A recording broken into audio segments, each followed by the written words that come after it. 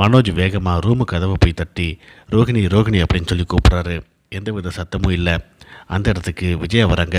என்னாச்சு அப்படின்னு சொல்லி கேட்குறாங்க. ரோகிணி கதவை சாத்திக்கிட்டு உள்ளே இருக்கிறா. தட்டுனா என்னன்னு கேட்க மாட்டேங்கிறா அப்படின்ட்டு மனோஜ் சொல்கிறாரு. விஜயாவும் சேர்ந்து கதவு தட்டிகிட்டு இருக்காங்க.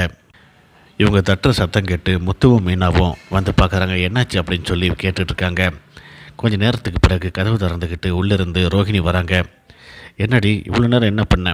கதவை தட்டிக்கிட்டு இருக்கிறோம், நீ பாட்டுக்கு ஆடை செஞ்சு வரியா அப்படின்ட்டு விஜயா கோபமாக கேட்குறாங்க. விஜயா மனோஜை பார்த்து உள்ளே போய் கிளம்பி சீக்கிரமாக ஆஃபீஸ் போகிற வழியை பாரு அப்படின்னு சொல்லிட்டு அங்கேருந்து நகர்றாங்க. மனோஜ் தயங்கிக்கிட்டே ரூமுக்குள்ளே போகிறாரு. மனோஜ் உள்ளே போன உடனே ரோகிணி கதவை சாத்த போகிறாங்க. விஜய் இதை கவனிச்சுட்டு டக்குன்னு கதவை திறந்து நீ கதவை திறந்த வை சாத்தாத அப்படின்னு சொல்லிட்டு அங்கேருந்து போகிறாங்க.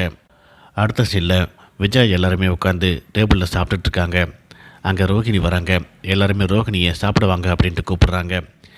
ரோகிணி டேபிளில் வந்து உட்காடுறாங்க.